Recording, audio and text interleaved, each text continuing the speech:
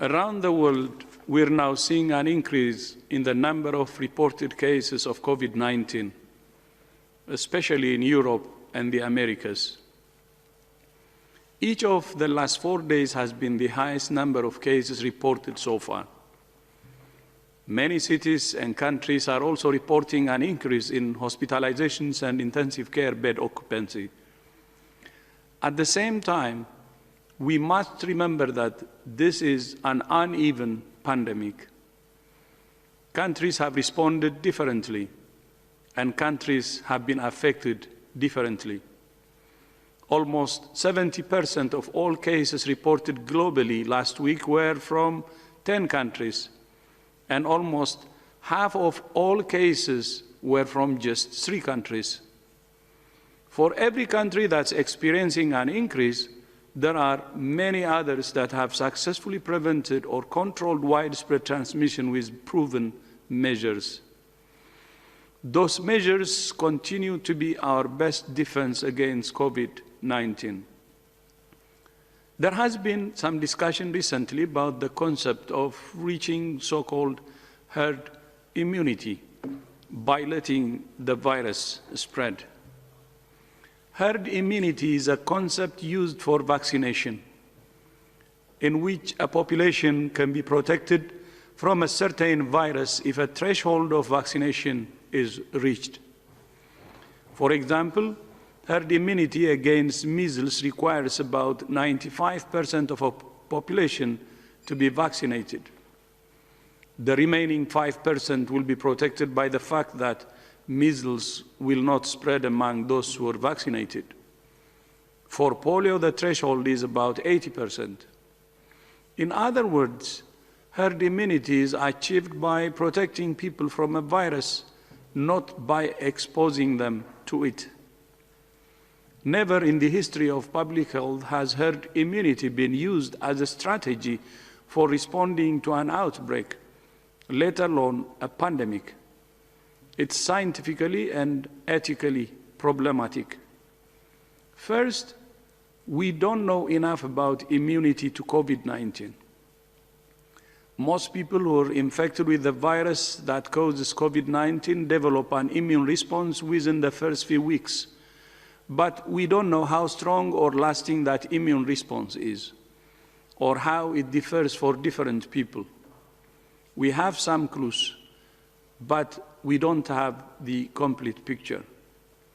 There have also been some examples of people infected with COVID-19 being infected for a second time.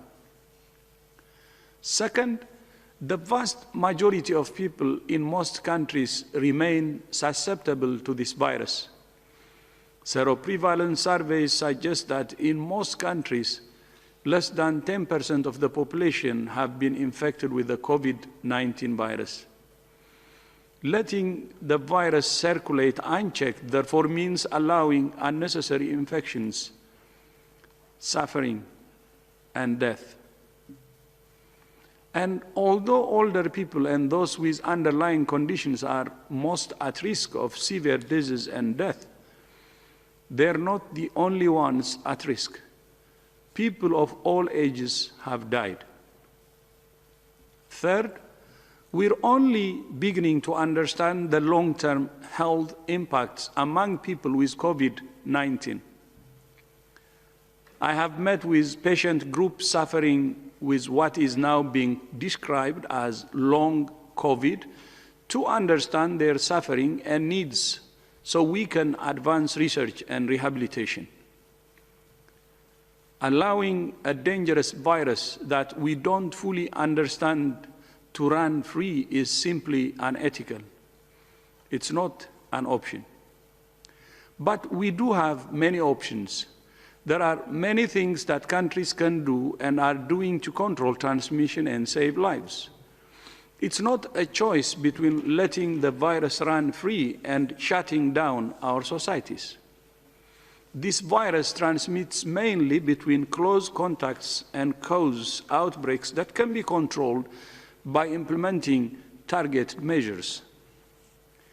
Prevent amplifying events, protect the vulnerable, empower, educate, and engage communities, and persist with the same tools that we have been advocating since day one: find, isolate, test, and care for cases, and trace and quarantine their contacts. This is what countries are proving works every day. Digital technologies are helping to make these tried and tested public health tools even more effective, such as mobile applications to support contact tracing efforts. Germany's Corona Warn app has been used to transmit 1.2 million test results from labs to users in its first 100 days. The Arogya setup from India has been downloaded by 150 million users and has helped city public health departments to identify areas where clusters could be anticipated and expand testing in a targeted way. In Denmark, more than 2,700 people have been tested for COVID-19 as a result of notifications received through a mobile application.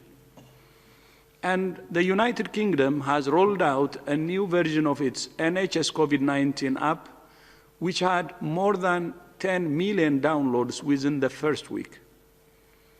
As well as alerting users that they may have been exposed to a positive COVID-19 case, the app allows users to book a test and receive results, keep track of the places they have visited, and receive the latest advice on local restrictions.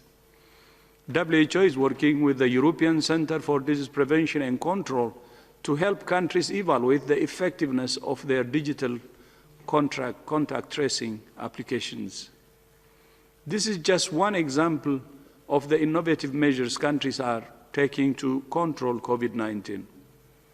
There are many tools at our disposal.